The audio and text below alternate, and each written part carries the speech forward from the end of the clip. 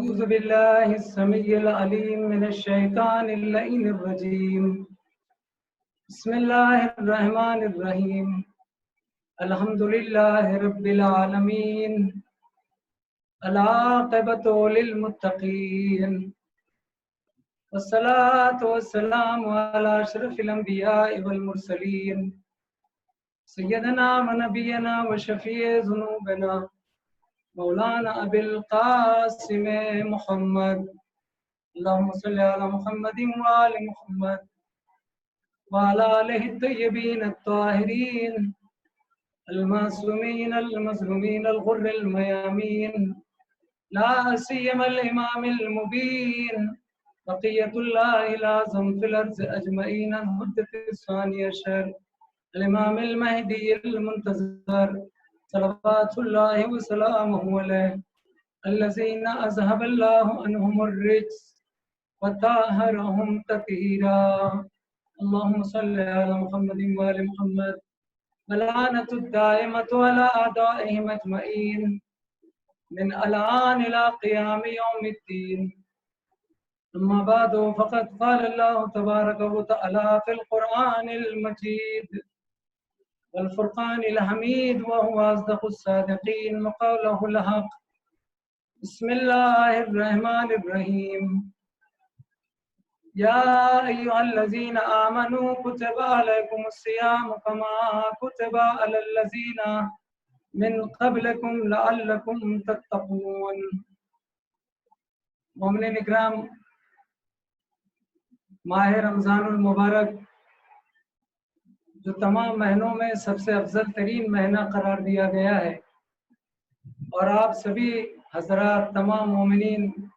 تمام اہل ایمان اور اہل اسلام اس مہینے کی عظمت سے بخوبی واقف ہیں، اور ماہ ایام کی چند تاریخیں، چند دن، چند شبیں باقی ہیں. لہذا ان 25 روز میں آپ نے ماہ رمضان کے بارے میں، ماہ رمضان المبارک کی فضیلت کے بارے میں علماء اکرام سے، خطباء سے، ذاکرین سے، واعظین سے، یا کسی اہل علم یا مومن سے ضرور کچھ نہ کچھ سنا ہے، اس کی عظمت، اس کی بزرگی. لہذا قرآن مجید میں جہاں پر اللہ تعالیٰ نے اپنے دیگر اعمال یعنی عبادتوں کے احکام بیان کیے یا ان کا ذکر کیا، جیسے نماز کے لیے کہا اقیموا الصلاۃ، زکوٰۃ کے لیے کہا آتوا الزکوٰۃ، اسی طریقے سے اللہ تعالیٰ نے روزے کے لیے باقاعدہ مکمل آیت پیش کی ہے اور اعلان کیا ہے، خطاب کیا ہے اہل ایمان کو، یا ایھا الذین آمنوا کتب علیکم الصیام کما کتب علی الذین من قبلکم لعلکم تتقون. اے اہل ایمان، تم پر روزے کو لکھا گیا، فرض کیا گیا، تم پر روزے کو لکھا گیا، فرض کیا گیا، صرف تم پر نہیں، کما کتب علی الذین من قبلکم. تم یہ مت سمجھو امت رسول، آج کے مسلمان، آج کے اہل ایمان، آج کے مومنین یہ سمجھیں گے کہ اللہ تعالیٰ روزے کا حکم ہمیں دے رہا ہے. یا ایھا الذین آمنوا کتب علیکم الصیام، اے ایمان والو، اے مومنین، تم پر روزہ لکھا گیا، فرض کیا گیا، تو صرف تم پر نہیں، کما کتب علی الذین من قبلکم، تم پر اسی طریقے سے روزہ لکھا گیا، فرض کیا گیا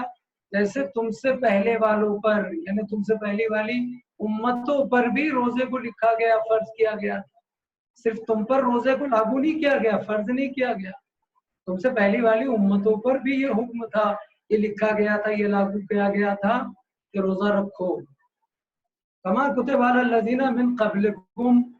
اور اس میں سب سے اہم چیز کیا ہے؟ لعلکم تتقون، شاید اسی طریقے سے تم متقی بن جاؤ، پرہیزگار بن جاؤ، تم میں خوف خدا پیدا ہو. یعنی اللہ تعالیٰ نے اس آیت میں پہلے اہل ایمان کو خطاب کیا، یا ایھا الذین آمنوا، پھر کہا کتب علیکم الصیام، تم پر روزے کو فرض کیا گیا، لکھا گیا، پھر کہا کہ صرف تم پر نہیں، تم سے پہلے والی امتوں پر بھی روزے کو جس طریقے سے لکھا گیا، فرض کیا گیا تھا، اسی طریقے سے تم پر فرض کیا گیا، لکھا گیا، تاکہ اسی روزے کی وجہ سے لعلکم تتقون، تم متقی بنو، پرہیزگار بنو، تم میں خوف خدا پیدا ہو. یعنی روزہ جو ہے حقیقی معنوں میں وہ عبادت ہے، وہ عمل ہے جو انسان کو تقوی سے قریب کرتا ہے، خوف خدا سے قریب کرتا ہے. دوسری عبادتوں کے مقابل میں روزے کو ایک انفرادی مقام حاصل ہے. اگر آپ ایک باریک پوائنٹ یا نقطے کی طرف توجہ دیں تو آپ انشاءاللہ میرے اس مختصر تقریر یا مجلس یا بیان میں یا لیکچر میں آپ بخوبی آگاہ ہو جائیں گے اور آپ کو علم ہوگا. مثلا نماز جیسی عظیم عبادت، تمام عبادتوں میں سب سے افضل عبادت تو نماز ہے. ان الصلاۃ تنہی عن الفحشاء والمنکر، یہ نماز تمہیں گناہوں سے، فحشاء اور منکرات سے بچاتی ہے. حدیث میں ہے، روایت میں، جیسے پیغمبر اسلام یا امام معصومین نے فرمایا صلاۃ و عمود الدین، نماز دین کا ستون ہے. یہاں تک کہ رسول نے فرمایا ان قبلت قبلا ما سواہا، ان ردت ردا ما سواہا، نماز قبول تو سارے اعمال قبول، اس میں کوئی شک نہیں کہ نماز افضل عبادت ہے. لیکن اس کے باوجود سارے علماء یہ لکھتے ہیں کہ نماز میں ریاکاری کے امکانات ہیں، دکھاوے کے امکانات ہیں. یہ پہلا پوائنٹ. آپ نے اس آیت کو جو سورہ بقرہ کی آیت میں نے تلاوت کی، اس میں دیکھا کہ ہم نے روزے کو تم پر جو لکھا گیا، تم پر فرض کیا گیا، اور صرف تم پر نہیں، جس طریقے سے تم سے پہلے والے لوگوں پر، امتوں پر لکھا گیا، فرض کیا گیا تھا، لعلکم تتقون، تاکہ تم اس روزے کی وجہ سے متقی بنو، خوف خدا پیدا ہو. یعنی اللہ ڈائریکٹ کہہ رہا ہے کہ روزہ تمہیں متقی بنا سکتا ہے. شرط یہ ہے کہ تم روزے کو ویسے ہی رکھو جیسے اللہ نے حکم کیا ہے، جیسے رسول نے بتایا ہے، جیسے امام معصومین نے بتایا ہے، نہ کہ ہم اپنے طور پر روزہ رکھیں. اس لیے کہ روزہ صرف نہیں کھانے پینے کا نام نہیں ہے، روزہ ان شرائط کو پورا کرنے کا نام ہے، اس مکمل عبادت کا نام ہے جس میں حکم خدا شامل ہے. یعنی حکم خدا کے مطابق اگر روزہ دار اس عمل کو، اس عبادت کو انجام دیتا ہے تو وہ تقوی کی منزل سے قریب ہوگا، متقی بن سکتا ہے. تو نماز، میں یہ عرض کر رہا تھا کہ نماز افضل عبادت ہے. مگر نماز میں پہلا پوائنٹ آپ دیکھیں کہ نماز میں مثلا ریاکاری کے چانسز ہیں، امکانات ہیں، دکھاوے کے ہو سکتا ہے. حالانکہ واجبات میں دکھاوا کیسا؟ واجب تو واجب ہے، فرض ہے، وہ ہمیں کرنا ہی کرنا ہے. زیادہ دکھاوے اور ریاکاری کے امکانات سنتی اعمال میں ہے، مستحبات میں ہے. مگر نماز جیسی عبادت میں ریاکاری، دکھاوا ہو سکتا ہے. لیکن روزہ حقیقت میں کیا ہے؟ روزہ حقیقت میں صرف نیت کا نام ہے. نیت کا نام ہے. روزہ حقیقت میں صرف نیت ہے، صرف نیت. اس کی ایک تفصیل چاہیے. روزہ حقیقت میں صرف نیت ہے،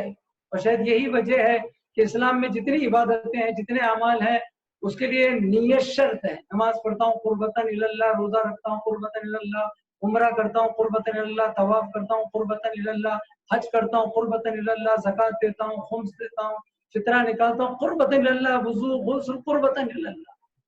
لیکن روزے کے لیے باقاعدہ یہ روایت کا جملہ ہے، علماء کا فقہ ہے کہ روزہ صرف ایک نیت ہے. صبح کی اذان سے مغرب کی اذان تک ایسا کوئی کام انجام نہیں دینا ہے جو مرضی پروردگار کے خلاف ہے. پروردگار عالم کو جو پسند نہیں ہے، ایک سانس کے لیے، ایک سیکنڈ کے لیے، ایک لمحے کے لیے وہ کام آپ نہ کرے. صبح کی اذان سے لے کر مغرب کی اذان تک، اسی کا نام روزہ ہے. عموماً پبلک عوام یہ سمجھتی ہے کہ صبح کی اذان سے مغرب کی اذان تک نہ کچھ کھاؤ نہ کچھ پیو، بس اس کا نام روزہ ہے. وہ تو شرط ہے کہ کچھ کھانا ہے ہی نہیں، ظاہر سی بات ہے، کھانا پینا نہیں ہے. لیکن فرمایا اللہ نے، رسول نے، امام نے، امام معصومین نے کہ روزہ مرضی پروردگار، خوشنودی پروردگار کا نام ہے، تاکہ تم تقوی الہی سے قریب ہو. اور یہ ایک نیت ہے صرف، اور ایک ایسی نیت کہ جس کا اثر ظاہر اور باطن دونوں کو پڑتا ہے. اس لیے روزہ بھوک اور پیاس کا نام نہیں ہے. روزہ صرف پیٹ کو خالی رکھنے، شکم کو خالی رکھنے کا نام نہیں ہے، بلکہ ہاتھ کا روزہ ہے، پیر کا روزہ ہے، زبان کا روزہ ہے، آنکھ کا روزہ ہے، کان کا روزہ ہے، پیروں کا روزہ ہے. یعنی مکمل وجود مومن اس حالت میں رہے کہ اس کے وجود سے کسی قسم کی شیطانی حرکت ظاہر نہ ہو. یعنی گویا اس کا مکمل وجود اپنے پروردگار کی خوشنودی میں ڈوب جائے. ظاہر سی بات ہے، ہم نماز بھی پڑھ رہے ہیں، خیالات میں بھٹک رہے ہیں، نماز پڑھ رہے ہیں اس کے بعد عجیب و غریب حرکت کر رہے ہیں، نماز پڑھی، کسی کا دل دکھایا، غیبت کی، لیکن روزہ نیت ایسی رکھتا ہے کہ آپ روزہ رکھنے کے بعد ایسا کوئی کام مت کرو، مثلا زبان سے ہونے والا گناہ مت کرو تاکہ زبان روزے سے رہے، ہاتھوں سے ہونے والا گناہ مت کرو تاکہ ہاتھ روزے سے رہے، پیروں سے ہونے والا گناہ مت کرو تاکہ پیر روزے سے رہے۔ صرف ہم شکم کا روزہ رکھتے ہیں، جبکہ شریعت مقدسہ میں پورے وجود کا نام روزہ رکھنا ہے، جو خوشنودی خدا میں ڈھالنے کا نام ہے کہ جو مرضی پروردگار ہے وہی روزہ دار ہے۔ اور اسی لیے کہا گیا ہے کیا کہ تمام مہینوں میں یہ مہینہ سب سے افضل ہے، تمام دنوں میں اس مہینے کے دن سب سے افضل ہے، تمام ساعتوں اور وقتوں میں اس مہینے کی ساعت اور وقت سب سے افضل ہے، تمام مہینے اور سال کی انسان کی جو سانسیں ہیں، عمل تنفس، ان تمام کے مقابل میں اس مہینے کی ہر سانس افضل ہے، حتیٰ کہ اس مہینے میں، اس میں پوائنٹ آ رہا ہے، اس مہینے میں یہ بہت قیمتی پوائنٹ ہے۔ وہ پوائنٹ کیا ہے؟ پہلا پوائنٹ یہ ہے کہ نماز جیسی عظیم عبادت میں بھی ریاکاری کی چانسز ہے، دکھاوا ہے، لیکن روزے میں دکھاوا نہیں ہو سکتا، ہو ہی نہیں سکتا۔ اس لیے شریعت نے دوسرا پوائنٹ رکھا ہے کہ نماز جیسی عبادت، حج جیسی عبادت، اس کا طواف سو کر نہیں ہو سکتا، جاگ کر آپ کو نماز پڑھنی ہے، بیدار ہو کے نماز پڑھنی ہے، بیدار ہو کے طواف کرنا ہے۔ لیکن روزہ انفرادی اور واحد عمل اور عبادت ہے جو سو کر بھی انجام ہوتا ہے، انجام دیا جا سکتا ہے، یہ روزے کی ایک انفرادیت ہے۔ یعنی ساری عبادتیں جاگ کر ہوگی، روزہ سو کر بھی روزہ رہتا ہے، روزہ سو کر بھی عبادت ہوتی ہے، بلکہ کبھی کبھی اگر روزہ دار کے لیے جاگنا اس کے گناہ کرنے کے راستے فراہم کرتا ہے تو بہتر ہے کہ اس کے لیے سونا زیادہ، روزہ دار کے لیے سونا بہتر ہے۔ یعنی ہر عبادت جاگ کر ہو سکتی ہے، یہ عبادت سو کر بھی انجام دی جا سکتی ہے۔ ہر عبادت میں جاگنے کے بعد اس کی شرائط پوری کرو، یہ وہ عبادت ہے کہ اس میں سونے کے بعد بھی یہ عبادت زندہ رہتی ہے، باقی رہتی ہے، بلکہ زیادہ بہتر ہے کہ اگر کچھ نہیں کر سکتا تو بہتر ہے کہ سو ہی جائے تاکہ پورے وجود کا روزہ رہے اور اس پہ کوئی گناہ نہ ہو۔ ظاہر سی بات ہے جاگے گا، باہر نکلے گا، نامحرم پر نگاہ پڑ گئی، گانا سن لیا، غیبت کر لی،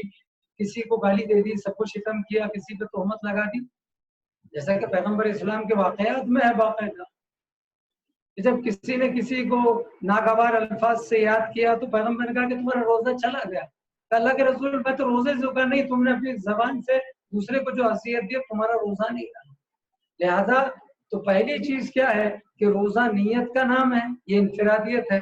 دوسری چیز ہے اس میں ریاکاری کی کوئی چانس نہیں ہے۔ تیسرا پوائنٹ یہ ہے کہ روزہ تمام عبادتوں کے مقابل میں انسان کو متقی بناتا ہے، یہ خود اللہ کہہ رہا ہے۔ اور چوتھا پوائنٹ یہ ہے کہ ہر عبادت جاگ کر ہو سکتی ہے، لیکن یہ عبادت جو ہے جاگ کر بھی اور سو کر بھی ہو سکتی ہے۔ یعنی ہر عبادت صرف جاگ کر ہوگی، سو کر نہیں۔ سو گئے تو وضو ہی باطل ہوگا تو نماز کا وضو ہی ختم ہو جائے گا، لیکن روزہ وہ عبادت ہے جو سو کر بھی روزہ دار اسے انجام دے سکتا ہے۔ یہ ایک پوائنٹ ہے۔ اور اصل پوائنٹ اب ذہن میں رکھیں کہ ماہ رمضان یہ وہ مہینہ ہے جس کے لیے جیسا کہ آپ روزانہ دعا پڑھتے ہیں ہر نماز کے بعد، ماہ رمضان کی جو مخصوص تعقیبات ہیں، دعائیں ہیں، جیسے دعائیں مغفرت، اللہم ادخل علی اہل القبور السرور، اللہم اغنی کل فقیر، اللہم اشف کل جاہل، اللہم اکس کل عریان، یہ دعا سال بھر پڑھتے ہیں، لیکن تاکید ہے کہ ماہ رمضان میں یہ دعائیں مغفرت ضرور پڑھیں۔ لیکن ماہ رمضان کی تمام دعاؤں میں روزانہ نماز کے بعد، ہر نماز کے بعد یہ دعا ہم پڑھتے ہیں، یا علیو یا عظیم یا غفور یا رحیم انت رب العظیم الذی لیس کمثلہ شیء وهو السمیع البصیر۔ اب اس میں یہ فقرے آتے ہیں، وہذا شہر عظمتہ وکرمتہ وشرفتہ وفضلتہ علی الشہور۔ دیکھیے آگے اصل پوائنٹ نقطہ، ھذا شہر رمضان الذی یا علیو یا عظیم یا غفور یا رحیم انت رب العظیم الذی لیس کمثلہ شیء وهو السمیع البصیر، وہذا شہر، یہ وہ مہینہ، شہر مانے مہینہ، ھذا شہر یہ وہ مہینہ ہے، عظمتہ وکرمتہ وشرفتہ وفضلتہ علی الشہور، یہ وہ مہینہ ہے جسے شہور تمام مہینوں پر عظمت حاصل ہے۔ عظمتہ کرمتہ یعنی اللہ نے تمام مہینوں پر اس کو عظمت عطا کی، اس کو مکرم کیا، اس کو فضیلت عطا کیا، عظمتہ و کرمتہ، شرفتہ، اس کو شرف عطا کیا، فضلتہ، اس کو فضیلت عطا کیا۔ یعنی تمام مہینوں میں اس مہینے کو فضیلت ہے، شرف ہے، اللہ کی نگاہ میں یہ لائق عزت ہے، اسے کرم حاصل ہے، اسے عظمت اور بزرگی حاصل ہے۔ اور یہ وہ مہینہ ہے کہ جس کی ہر سانس عبادت ہے، ہر سانس تسبیح ہے۔ یہ وہ مہینہ ہے کہ جس میں سونا بھی عبادت ہے، جاگنا بھی عبادت ہے۔ یہ وہ مہینہ ہے کہ جس میں مومن کا اٹھنا بیٹھنا ہر چیز عبادت ہے۔ یعنی گویا جتنی نیت اللہ سے قریب ہوگی، خلوص ہوگا، پاکیزگی ہوگی، مومن کی ہر سانس عبادت رہے گی۔ یہ واحد عبادت، ہر عبادت میں یہ چیز ہے ہی نہیں، اس کے لیے تفصیل کا موقع چاہیے۔ نماز جیسی افضل عبادت میں بھی نہیں ہے۔ خیالات بھٹک گئے، ریاکاری آ گئی، یا اتنی دیر تک نماز ہے، 10 منٹ 20 منٹ، آدھا گھنٹے تک، 15 منٹ تک، لیکن روزے میں صبح کی اذان سے مغرب کی اذان تک روزدار مومن وہ عبادت، روزے جیسی عبادت انجام دینے والا اس عظیم چیز کو حاصل کر سکتا ہے کہ ہر سانس اس کی عبادت میں بسر، سوئے جاگ جائے، تسبیح کرے، قرآن کی تلاوت کرے۔ تو اس میں اور ایک نقطہ کیا ہے روزے میں، جیسا کہ میں نے کہا کہ جاگ کر ہر عبادت ہوتی ہے، یہ وہ عبادت ہے، وہ عمل ہے جو سو کر بھی انجام دیا جا سکتا ہے۔ سونے میں بھی روزہ رہے گا، باطل نہیں، بلکہ جاگنے کے مقابلے میں اور بہتر رہے گا۔ اس کی کنڈیشن ہے کہ جاگ کر اگر گناہ کے چانسز ہے اور کوئی کام نہیں کر سکتا، عبادت نہیں کر سکتا، نماز نہیں پڑھ سکتا، تلاوت قرآن، تو پھر اس کے لیے بہتر ہے کہ سوئے تاکہ گناہ سے بچے۔ تو اب یہ بتائیے، جس ماہ رمضان میں اٹھنا بیٹھنا سونا جاگنا ہر سانس تسبیح اور عبادت ہے، ایسے ہی سانس نہ صلوات پڑھ رہا ہے، نہ نماز پڑھ رہا ہے، نہ تلاوت قرآن کر رہا ہے، نہ چیریٹی کر رہا ہے، نہ حدیث بیان کر رہا ہے،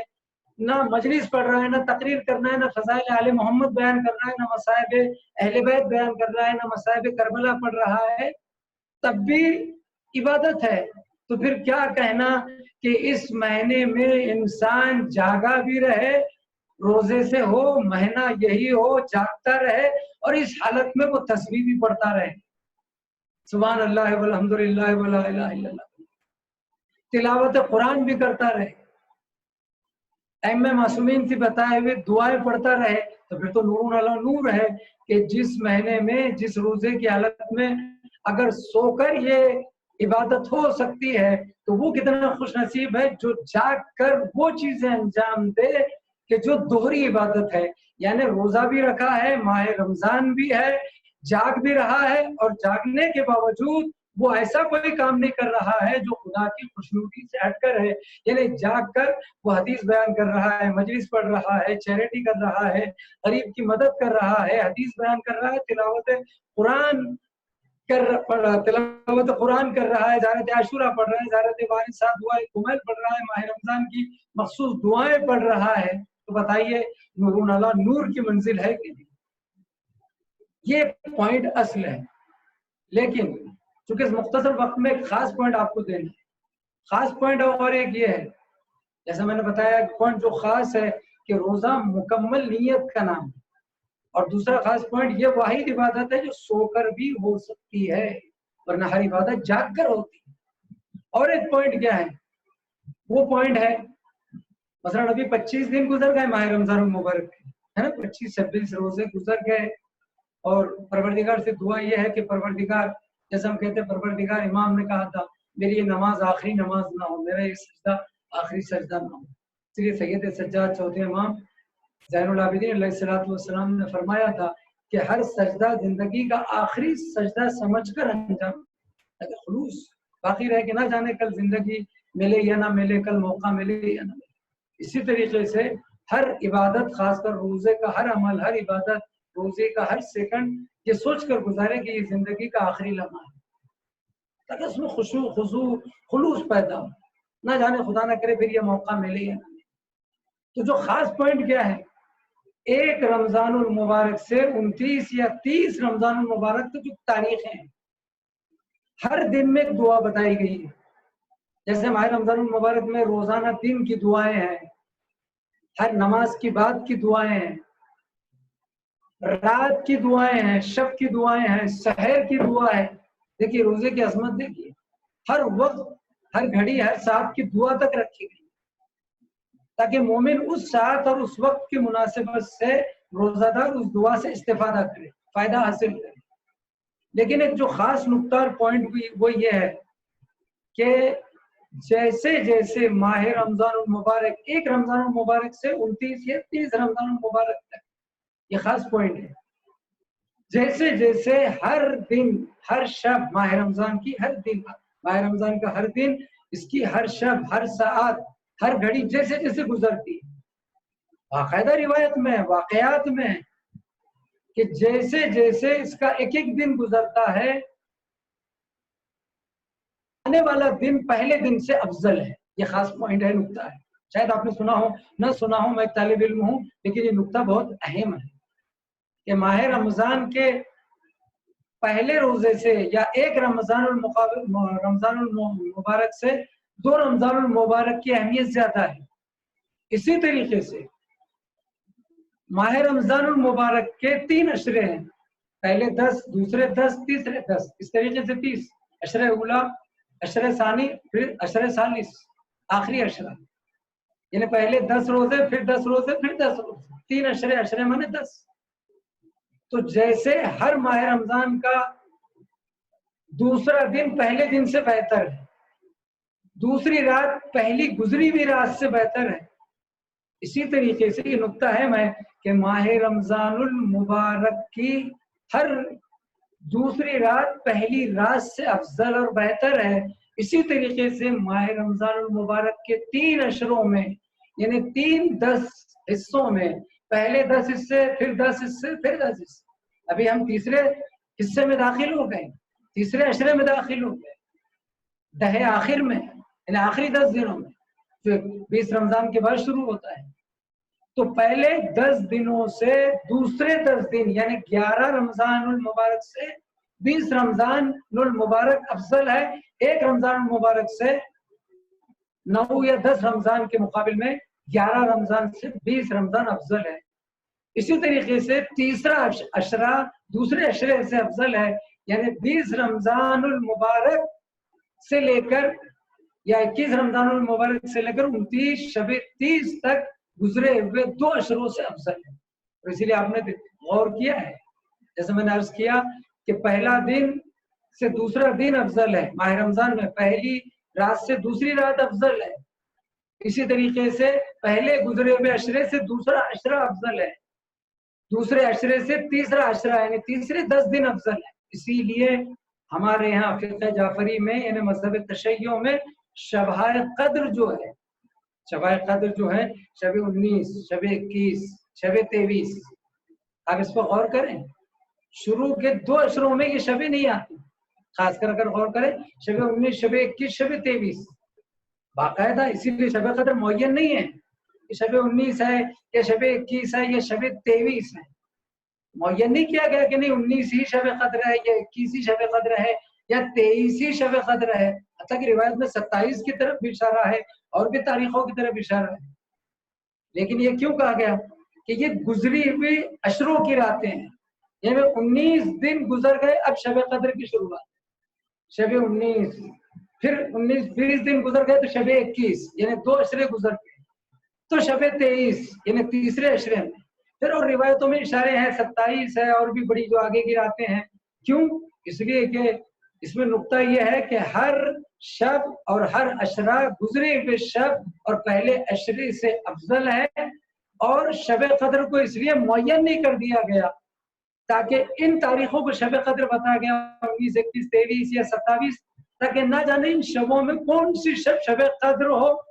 لہذا تم ان تمام شبوں کو شب قدر مناؤ، جو بھی شب قدر ہوگی اللہ اسے قبول کر لے گا اور تمہیں ایکسٹرا بھی ثواب دے دے، تمہیں الگ سے بھی ثواب مل جائے، لہذا یہ تاریخوں میں شب قدر رکھی، اس میں جو بھی اصل شب قدر ہوگی اس کا تو تمہیں ثواب ملے گا ہی، لیکن تم نے شب قدر کی شبی میں یا اس کی یاد میں یا اس کے مشخص معین کرنے میں اور شبوں کو شب قدر بنا کر جو انجام دیا ہے تو نور نانا نور ہے، ظاہر سی بات ہے، ہر چیز کا حقیقی علم صرف اللہ کی ذات کو ہے یا رسول اکرم کو ہے، اللہ کے بعد یا ائمہ معصومین۔ تو یہ پوائنٹ ہے ماہ رمضان المبارک میں، لہذا ان شب قدروں میں اور ایک جو پوائنٹ ہے وہ اصل پوائنٹ ذہن میں رکھیے. ایک اور پوائنٹ دے رہا ہوں ماہ رمضان کی مناسبت سے. وہ اصل پوائنٹ کیا ہے؟ ہر عبادت میں یہ چیز آتی ہے. باقاعدہ روایت میں ہے کتاب تحفۃ الصائمین جو عربی یا فارسی میں ہے، آیت اللہ شہاب الدین مرشی نجفی کی لائبریری سے کتاب شائع کی حوض علم قم سے. بڑی ضخیم کتاب ہے ماہ رمضان المبارک کی مناسبت سے. ہر عبادت میں 3 پوائنٹ ہے. 3 مثلا نماز ہو، حج ہو، عمرہ ہو، کوئی بھی عبادت ہو، زکوٰۃ ہو، خمس ہو، کوئی بھی عبادت، ہر عبادت میں 3 چیز ہے. لیکن خاص کر روزدار کے لیے، روزہ دار جو روزہ رکھتا ہے اس کو عربی میں صائم کہتے ہیں. صائم یعنی روزہ دار، روزہ رکھنے والا، جس نے روزہ رکھا ہے نا. مثلا تو روایت میں کیا ہے؟ روزہ دار کی 3 قسمیں ہیں. وہ 3 قسمیں ہر عبادت گزار کی ہے. یہ 3 قسمیں ہر عبادت گزار کی، نمازی کی بھی، حاجی کی بھی 3 قسمیں ہیں. لیکن روزہ دار کی یہ 3 قسمیں باقاعدہ روایت میں. ایک کیا؟ صائم العام، دوسرے صائم الخاص، اور تیسرے صائم الخاص الخاص. اس وقت اس کی تفصیل اگر میں بیان کروں تو پوری ایک مجلس ہو سکتی ہے. صائم العام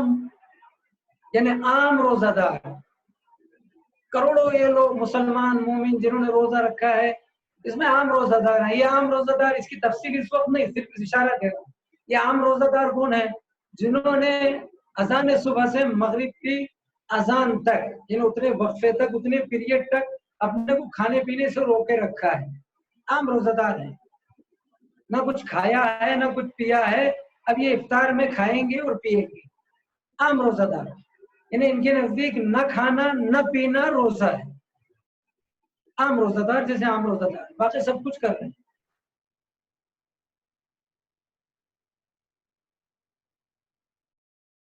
اللہ کے خاص بندے ہے نا. اور ان تمام انبیاء اور مرسلین میں محمد اور آل محمد جو ہے پیغمبر اسلام، یہ خاص الخاص ہے 14 ماہ. اسی طریقے سے صائم العام عام روزہ دار، صائم الخاص خاص روزہ دار، جس نے صرف کھانے پینے کو بند نہیں کیا ہے بلکہ اس کا ہاتھ بھی روزے سے ہے، کان بھی روزے سے ہے، پیر بھی روزے سے ہے، زبان بھی روزے سے ہے. یہ صائم الخاص ہے. صائم العام عام روزہ دار وہ ہے جس کا پیٹ روزے سے ہے، کھایا نہیں پیا نہیں، باقی سب کچھ کر رہا ہے. لیکن صائم الخاص وہ ہے جس کا پورا وجود روزے سے ہے، ہاتھ پیر کان ناک زبان. لیکن تیسری قسم کوالٹی اس سے بھی افضل ہے، صائم العام عام روزہ دار، صائم الخاص خاص روزہ دار. لیکن سب سے افضل برتر والا ہے صائم الخاص الخاص، یعنی خاص الخاص، یعنی صائم الخاص میں بھی سب سے خاص، سب سے مخلص، جس کی ہر سانس، ہر سیکنڈ، ہر ادا، جاگنا، اٹھنا، بیٹھنا، سونا، بولنا، خاموش رہنا، مکمل روزے سے خوشنودی پروردگار میں ڈوبا. یعنی اب جس کے صرف آدھا جوارے روزے سے نہیں ہے، صائم العام کا صرف پیٹ روزے سے، کھایا پیا نہیں، صائم الخاص کا پیٹ بھی روزے سے، کھایا پیا نہیں ہے، ہاتھ بھی روزے سے ہے، زبان بھی روزے سے، آنکھ بھی روزے سے ہے، یعنی آدھا کو بچایا گناہوں سے. لیکن صائم الخاص الخاص وہ ہے کہ جس کا نفس بھی روزے سے ہے، جس کی روح بھی روزے سے. ہو سکتا ہے کہ میں نے صائم الخاص روزہ دار بن گیا، زبان سے اذیت نہیں دی، مگر میرا دل ابھی پاک نہیں ہوا، میری روح میں ابھی پاکیزگی نہیں آئی ہے،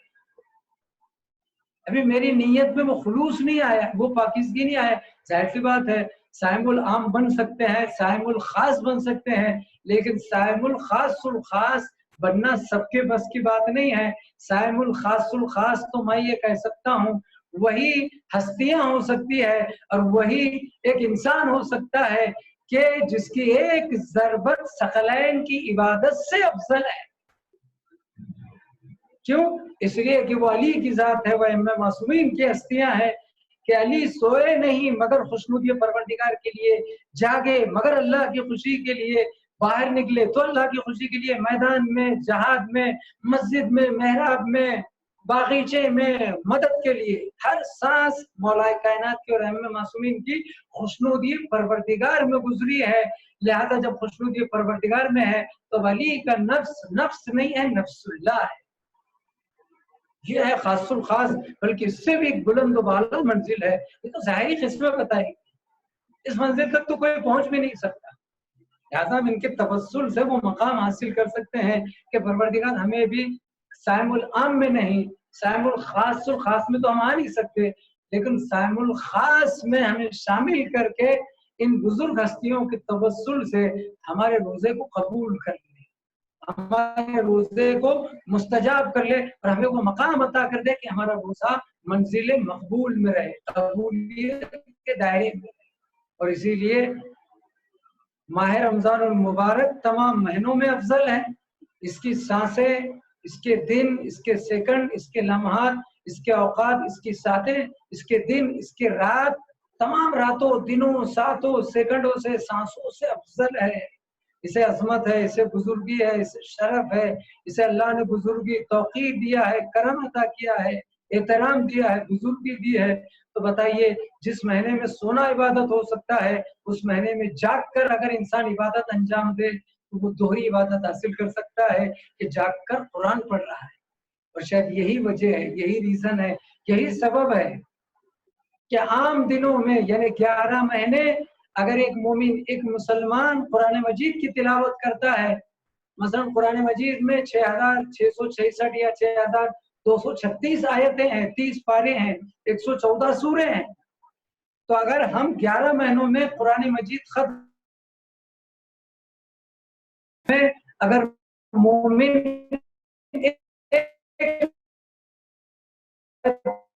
پڑھے گا تو اسے ایک آیت کا ثواب ملے گا، ایک سورہ ختم کرے گا، ایک قرآن مجید کی تلاوت کرے گا تو صرف ایک قرآن مجید مثلا 6236 آیتوں کا ثواب ملے، ثواب دینا اس کا کام ہے۔ لیکن ماہ رمضان المبارک کی فضیلت اور عظمت اور بزرگی کی یہ ایک اور دلیل ہے کہ 11 مہینوں کے مقابل میں اس مہینے میں یہ شرف ہے کہ اس مہینے میں اگر کوئی قرآن مجید کی ایک آیت پڑھتا ہے تو اسے ایک آیت کا ثواب نہیں ملتا، بلکہ ایک آیت پر ایک قرآن مجید کی تلاوت کا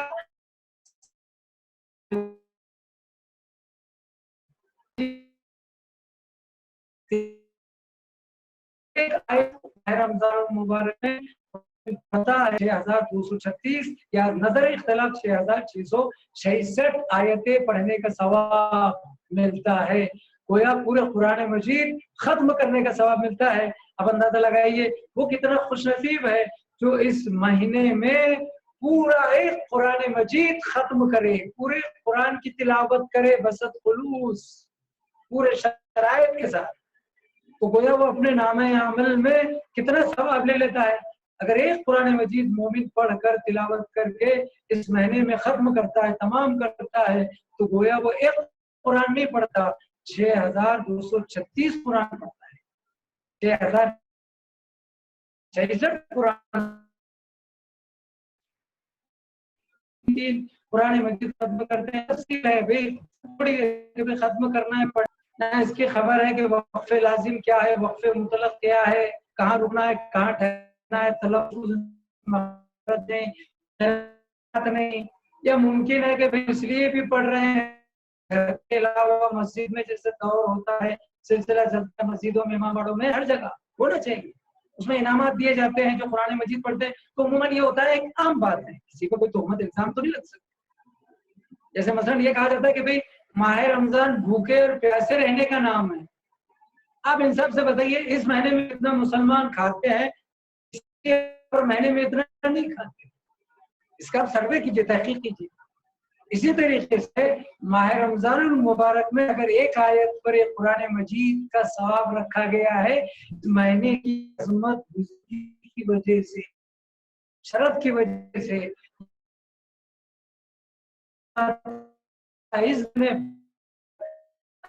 اس میں روزے کو عبادت ہے، اس میں سونا نہ بیٹھے، لہذا ایک آیت پر اگر قرآن کا ثواب ان کی ذمہ داری وہ کیا اس لالچ میں پڑھے کہ اسے انعام ملے، اس لالچ میں وہ شریک ہو مسجد میں باڑے میں یا قرآن جہاں دعوت ہوتی ہے کی جسے ہماری زبان میں دور کہتے ہیں یا اجتماع کہتے ہیں، لوگ جمع ہو کے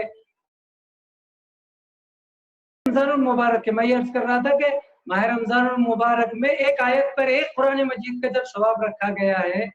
یعنی اگر کوئی مومن ایک آیت پڑھتا ہے تو اسے ایک قرآن مجید کا ثواب ہے، اگر ایک قرآن مجید تمام کرتا ہے پڑھتا ہے تو گویا وہ 6236 یا 6666 قرآن ختم کرتا ہے۔ تو کیوں ہم اس قرآن کو ماتیت کے حوالے کریں اس ثواب کو کہ بھی یہ انعام ملے گا اس لیے ہم قرآن پڑھ رہے ہیں، یہاں اچھا انعام ملے گا؟ نہیں، بلکہ ہم قرآن مجید کو اس لیے پڑھیں کہ بھئی جو قرآن مجید ہمیں سال بھر پڑھنے کی تاکید ہے، تلاوت کی تاکید ہے، جیسا کہ مولانا نے فرمایا کہ مومن کو روزانہ 40 سے 50 آیتیں پڑھنی چاہیے، تو پھر اس مہینے میں ہم قرآن کو واقعا قرآن سمجھ کر افلا یتدبرون غور و فکر کی روشنی میں اس سے ہم عمل لیں، اس پر عمل کریں، اس میں فکر کریں، غور و تدبر کریں۔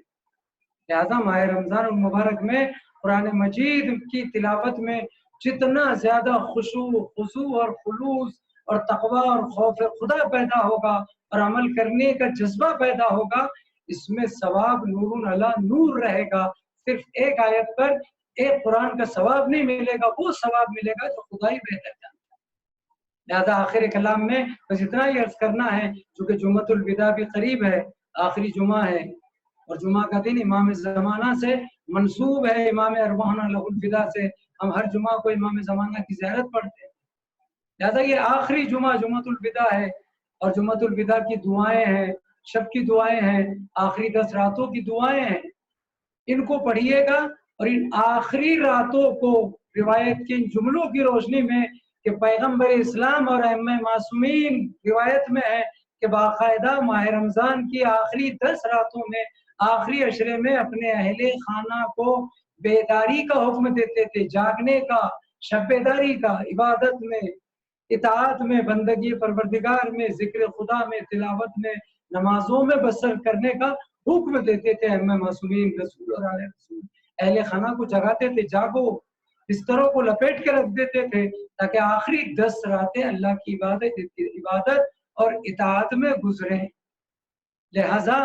بد نصیب وہ شخص ہے، باقاعدہ آخری جملہ ہے، بد نصیب وہ شخص ہے، روایت کا جملہ ہے، خود پیغمبر اسلام کا یہ فرمان ہے، مولا کائنات کی حدیث ہے کہ بڑا بد نصیب، سب سے بد نصیب وہ انسان ہے کہ جس کا ماہ رمضان گزر جائے اور وہ اپنے نامہ اعمال میں کوئی سامان مغفرت جمع نہ کر سکے۔ اس لیے دعا کریں کہ پروردگار جس مہینے میں تو نے رحمت کے دروازے کھلے رکھا ہے اس مہینے میں رحمت کے دروازے کھلے ہی رکھ، ہمیشہ کے لیے کھلے رکھ۔ جس مہینے میں تو نے جنت ہمارے لیے کھول دی ہے، جنت کے دروازے ہمارے لیے ہمیشہ کھلے رکھ۔ جس مہینے میں تو نے ہمارے لیے جہنم کے دروازوں کو بند کیا ہے، ہمیشہ اس کے گزرنے کے بعد بھی ہم پر جہنم کے دروازوں کو بند رکھ۔ جس مہینے میں تو نے ہمارے لیے شیطان کو قید و بند میں رکھا ہے، لہذا تو اس مہینے کے بعد بھی ہمارے لیے شیطان کو قید و بند میں رکھ تاکہ ہمارا ہر مہینہ ماہ رمضان کی طرح گزرے اور ہم ہر مہینے میں ماہ رمضان کی طرح قرآن کی تلاوت کریں اور قرآن کی تلاوت ایسی کریں کہ پھر وہی جملہ مجھے کہنے دیجئے، خاص الخاص، یہ شرف کسی کو نہیں مل سکتا۔ ہم قرآن پڑھیں، نماز پڑھیں، روزہ رکھیں، جتنی بھی نیکیاں کر لیں، ہم عام عبادت گزار بن سکتے ہیں یا خاص عبادت گزار بن سکتے ہیں، لیکن خاص الخاص یا اس سے بھی اونچا آخری مقام حاصل نہیں کر سکتے۔ آخری مقام ان کے پاس ہے کہ جو بستر پر سونے کے لیے آ جائے مرضی پروردگار سے، ان کا نفس نفس خدا ہے، نفس رسول ہے، اور ان کی ایک ضربت عبادت ثقلین کی عبادت سے افضل ہے۔ اور ہماری تلاوت کیا ہے؟ ہم تو یہ سوچ کے تلاوت کر رہے ہیں کہ شاید انعام نہ صحیح لیکن ایک آیت پر ایک قرآن کا ثواب تو ملے گا، لیکن اس قاری کا کیا کہنا کہ جس کا سر تن سے جدا بھی ہو گیا تو نوکے نیزہ کی بلندی پر اس پہ کٹا ہوا سر قرآن مجید کی تلاوت کر رہا ہے، سورہ کہف کی تلاوت کر رہا ہے۔ بتائیے یہ انفرادی مقام اور فضیلت کائنات میں اولین اور آخرین میں شاید کسی کو حاصل نہیں، یقیناً حاصل نہیں۔ یہ حسین مظلوم کی ذات ہے، یہ آل محمد ہے، یہ اہل بیت رسول ہے۔ کہ حسین کا کٹا ہوا سر شہادت کے بعد بھی حسین مظلوم علیہ السلام کا کٹا ہوا سر نو کے نیزہ کی بلندی پر اللہ کی کتاب کی تلاوت کر رہا ہے، خصوصاً سورہ کہف کی تلاوت کر رہا ہے، اور گویا یہ پیغام دے رہے ہیں مولا حسین کہ قرآن ہم اہل بیت سے جدا نہیں ہے۔ یہ حسین کی تلاوت کرنا نو کے نیزہ کی بلندی پر اس بات کی دلیل ہے، انی تارک فیکم الثقلین کتاب اللہ و اطرتی اہل بیت۔ میرے نانا نے قرآن اور اہل بیت جو چھوڑے ہیں، لہذا سر کٹنے کے بعد بھی اہل بیت اور قرآن جدا نہیں۔ عزیز اور دوستو، میں نے اپنی تقریر ختم کی، میں نے ویسی تقریر نہیں کی، ویسا بیان نہیں تھا۔ انشاءاللہ کسی موقع پر مجلس میں اس پر تفصیلی گفتگو ہوگی، لیکن اتنا عرض کرنا ہے کہ ابھی ہم نے اسی مہینے میں کائنات کے مظلوم ترین انسان کی شہادت کا ماتم کیا، مولا امیر المومنین کی شہادت مظلومانہ شہادت۔ اس میں کوئی شک نہیں کہ اگر تاریخ سے پوچھا جائے تو تاریخ یہ کہے گی کہ کائنات کے سب سے مظلوم انسان کو علی کہتے ہیں۔ بعد رسول سب سے مظلوم انسان اولین اور آخرین میں مولا علی کی ذات ہے۔ علی جیسا مظلوم انسان جس نے زندگی میں ایک وقت میں دسترخوان پر 2 غذا نہ کھائی ہو، یہ ظاہر ہوا 19 رمضان کو بیٹی ام کلثوم سلام اللہ علیہ کے دسترخوان پر، جب بیٹی نے افطار میں بابا علی کے سامنے نمک اور دودھ رکھا تھا، یا بعد روایت میں ہے کہ روٹی، جو کی روٹی بھی رکھی، لیکن زیادہ مشہور نمک اور دودھ ہے، اور علی نے کہا تھا بیٹا ام کلثوم کیا کبھی تم نے دیکھا کہ تمہارے بابا نے ایک وقت میں 2 غذا کھائی؟ زیادہ اشارہ کیا کہ دودھ ہٹا۔ علی نے نمک سے افطار کیا اور شہادت پائی۔ جس نے ساری زندگی نمک کھایا ہو یا جو کی روٹی کھائی ہو، جس نے ساری زندگی غریبوں، یتیموں اور مسکینوں کی پرورش کی ہو، وہ علی اس دنیا سے جب گیا ہے۔ لیکن میں یہی کہوں گا، جب تاریخ میں اور روایت میں ہے، جب مولا کائنات کو عبد الرحمن ابن ملجم ملعون نے ضربت لگائی تھی اور علی کے سر مبارک میں ضربت لگی، اور جراح نے جب گہرا زخم دیکھا اور دودھ کا مطالبہ کیا تھا، تاریخ میں ہے، مقاتل میں ہے، علماء بیان کرتے ہیں کہ جب یہ کوفے میں خبر پہنچی تھی کہ علی کو آخری وقت میں دودھ کی ضرورت ہے، تو کوفے کے غریب، یتیم اور مسکین بچے پیالیوں میں کٹوروں میں دودھ لے کر علی کے گرد جمع ہو گئے تھے۔ مولا ہمارا دودھ قبول کر لیجئے، اس لیے کہ جس نے ساری زندگی ہم غریبوں یتیموں کی خبر لی ہو، ہمیں پالا پوسا ہو، ہمیں بھوکا اور پیاسا نہ رہنے دیا ہو، آج وہی ہمارا آقا اور مولا اگر اس کو دودھ کی ضرورت ہے تو ہمارا دودھ قبول کر لے۔ میں کہوں گا مولا امیر المومنین آپ کتنے خوش نصیب ہیں کہ ان آخری شہادت کے دن میں، وقت میں، لمحات میں، جب آپ اس دنیا سے رخصت ہو رہے، بظاہر آپ شہادت عظمیٰ کی منزل پر ہیں اور شہادت پانے کے بعد جا رہے ہیں، تو آخری وقت میں اگر آپ کو دودھ کا مطالبہ ہے جراح کی طرف سے، تو کوفے کے یتیم غریب بچے، فقراء اور مساکین آپ کے لیے دودھ لے کر پہنچ گئے، حاضر ہو گئے۔ لیکن اللہ نے ذرا کربلا میں آ کر دیکھیے، آپ کی سکینہ پیاسی ہے، آپ کا اصغر پیاسا ہے، آپ کا علی اکبر پیاسا ہے، آپ کا عباس پیاسا ہے، سکینہ تو اتنی پیاسی ہے کہ ہاں مشکیزہ لے کر ارے در خیمہ کے باہر کھڑی ہے، چھوٹے چھوٹے بچوں کی زبانوں پر العطش کی آواز بلند ہے۔ ارے وہ کتنی مشکل منزل ہوگی کہ جب علی اصغر اپنے آپ کو گہوارے سے گرا دے اور حسین حجت آخر کے لیے اصغر کو اپنے ہاتھوں پہ لے کر میدان میں جائے اور خوش ہونٹوں پر اصغر اپنے زبان کو پھیر کر حجت تمام کرے، وہ کتنی مشکل اور امتحان کی منزل تھی جب حسین کا علی اکبر مقتل کربلا سے پلٹ کر واپس آیا اور تاریخ کا یہ جملہ اجرکم اللہ، اے بابا پیاس مارے دیتی ہے، پیاس مارے دیتی ہے۔ ارے ایک مرتبہ حسین نے جب اپنی زبان اکبر کی منہ میں دی تو اکبر نے منہ ہٹا لیا، کہ بابا آپ کی زبان تو مجھ سے بھی زیادہ خشک ہے، اجرکم اللہ۔ عطاداروں میں کہوں گا یا علی، کم سے کم آپ کو آخری وقت میں، آپ کو افطار میں بیٹی نے دودھ یا نمک تو رکھا، آپ کو آخری وقت میں جراح کے کہنے پر جب دودھ کی فرمائش تھی کہ علی کو دودھ کی ضرورت ہے تو کوفے کے بچے دودھ لے کر حاضر ہو گئے، لیکن کربلا میں آپ کا یہی حسین جو 3 دن کا بھوکا پیاسا تھا، آخری لمحات میں جب شمر ملون سے کہہ رہا تھا پانی کا قطرہ پانی حاضر کر دے، لیکن وہ ظالم یہ کہہ رہا تھا اے حسین اگر ساری دنیا پانی پانی ہو جائے تب بھی تمہیں پانی میسر نہیں ہوگا، تب بھی تمہیں پانی کا قطرہ ہم نہیں دیں گے۔ آئے حسین کو اپنی پیاس کی کوئی فکر نہ تھی، حسین کو سکینہ کی فکر تھی۔ اجرکم اللہ، اس لیے مجھے جملہ کہنے دیجئے، ارے کربلا کے شہیدوں کی پیاس تو عصر عاشور ختم ہو گئی، لیکن زینب کب تک پیاسی رہی؟ زینب شہزادی ام کلثوم کب تک پیاسی رہی؟ شہزادی سکینہ کب تک پیاسی رہی؟ ہاں بس اتنا ہی کہوں گا کہ سکینہ کل بھی پیاسی تھی، آج بھی پیاسی ہے، کل کربلا میں پیاسی تھی، آج زندان شام میں پیاسی ہے۔ سیعلم الذین ظلموا من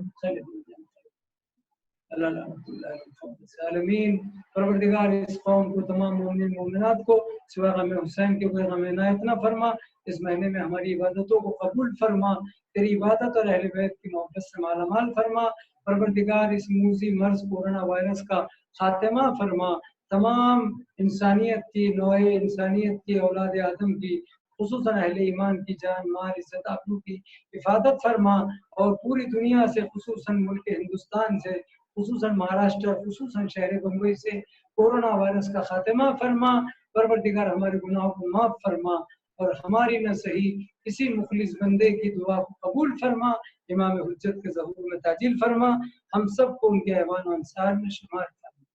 صلی اللہ علیہ وسلم۔